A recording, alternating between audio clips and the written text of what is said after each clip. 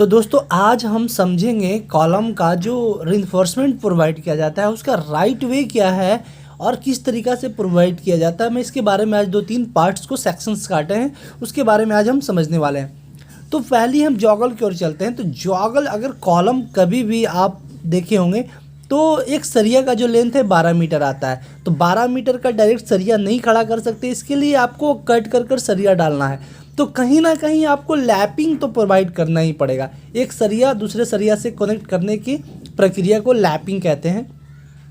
तो लैपिंग तो प्रोवाइड करना ही पड़ेगा, कहीं ना कहीं किसी न किसी जोन में लैपिंग आपको प्रोवाइड करना पड़ेगा। तो लैपिंग प्रोवाइड करने के लिए आपको क्या, ये जो तरीका है ये गलत है। आपने जो डायरेक्ट सीधा इधर से सरिया गया यहाँ पे एंड हो गया, मुझे सरिया को और ऊपर लेकर जाना है। तो ये सरिया जो आपने यहीं से डायरेक्ट सीधा खड़ा किया और ये ऊपर लेकर चला गया, तो ये क्या है, ये गलत तरीका है। अब सही तरीका क्या है, तो सही तरीका आपका ये है। देखिए आपका जो सरिया यहाँ से छूटा, अब आपने लैपिंग की ज़रूरत पड़ गई।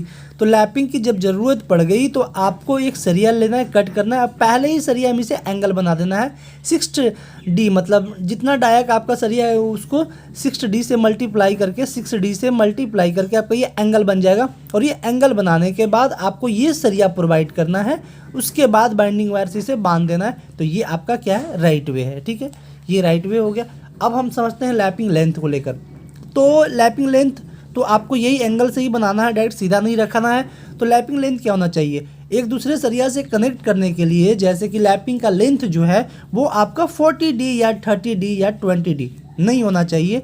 40D मीन्स की मतलब जितना डाया का आप बार यूज कर रहे हैं 40 mm में है, इसको डाया से मल्टीप्लाई कर देना है। तो ये जितना लेंथ निकल कर आता है ये आपका 40D या 30D 50D ये नहीं होना चाहिए। ये तरीका क्या है, गलत है।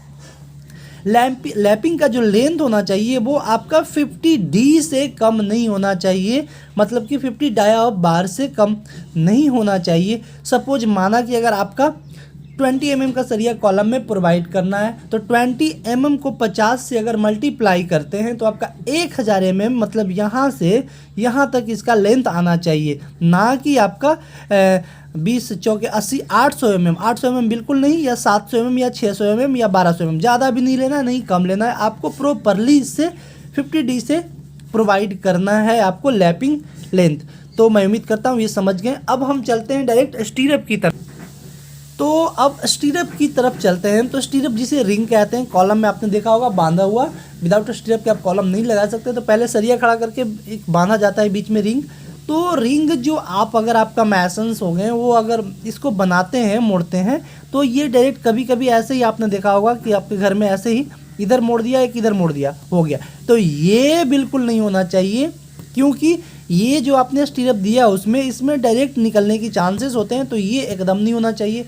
आपका राइट वे क्या है स्टीरअप का, चारों तरफ से मोड़कर यहाँ पे एक यू बनना चाहिए, कॉर्नर के पास एक यू शेप होना चाहिए स्टीरअप में, रिंग में। और ये आपका जो यू शेप है ये एक स्टील में जाकर फिक्स होगा।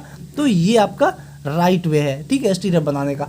तो वीडियो कैसी लगी हमें कमेंट में ज़रूर बताइएगा। और अगर इसी तरह से कंस्ट्रक्शंस या फिर सिविल इंजीनियरिंग से रिलेटेड हमेशा वीडियो चाहिए तो आप हमारी चैनल सब्सक्राइब कर सकते हैं और वीडियो को लाइक कर सकते हैं। Thank you for watching, take care, bye bye. खुश रहिए, खुशहाल रहिए, सीखिए और दूसरों को सिखाते रहिए।